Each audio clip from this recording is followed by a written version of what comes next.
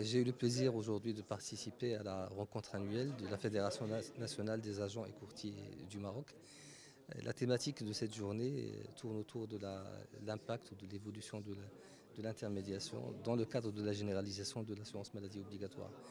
Je veux juste dire deux choses. D'abord, il faut placer cette généralisation de l'AMO dans le cadre d'un projet royal extrêmement important, un projet national qui vise la généralisation de la protection sociale pour que tous les Marocains puissent bénéficier de cette protection sociale avec trois phases que nous connaissons, l'assurance maladie en 2021-2022, les aides sociales après et puis l'année prochaine, l'IPE et la retraite.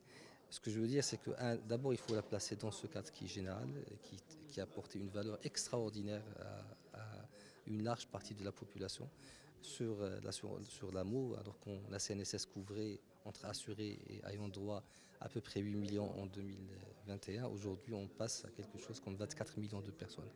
Ça veut dire quoi? Ça veut dire que c'est des Marocains qui peuvent accéder plus facilement aux soins dans les hôpitaux publics et privés, et accéder plus facilement aux médicaments, etc.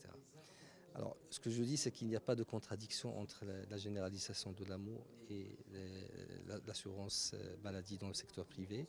Au contraire, c'est-à-dire qu'il y a une complémentarité entre l'assurance de base et l'assurance maladie complémentaire.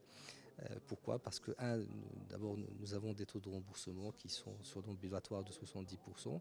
Et puis, il y a un certain nombre d'actes pour des raisons objectives qui ne figurent pas dans les actes qui sont remboursables dans le cadre de l'AMO. Il y a aussi d'autres prestations qui ne peuvent pas être prises en charge, qui sont des prestations de confort, qui ne peuvent pas être prises en charge par l'AMO et sur lesquelles l'assurance maladie complémentaire peut intervenir.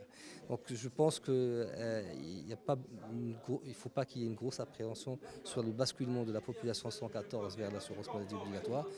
Ça sera fait à la fois dans la concertation avec l'ensemble des acteurs. Cette concertation serait probablement pilotée par le ministère des Finances avec le régulateur du secteur des assurances. Mais nous sommes disposés à dialoguer avec les acteurs du secteur, entreprises et intermédiaires, afin que ce basculement se passe dans les meilleures conditions. De toute façon, le report ne se fera pas dans les 24 heures. Il y aura toujours un délai. La perspective qui a été aujourd'hui mentionnée de 4 ans me semble une perspective trop longue. Il faut dire que le basculement aurait dû intervenir il y a très longtemps, il y a déjà bien longtemps. Et c'est dans l'intérêt ni du secteur, ni des assurés. Mais le délai nécessaire sera donné pour préparer ce basculement et qu'il se fasse de manière la plus douce, la plus fluide.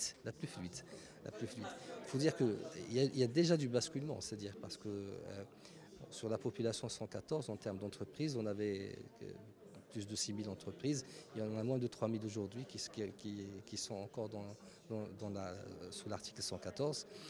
Et le reste, en grande partie, a basculé de manière volontaire vers l'assurance maladie obligatoire.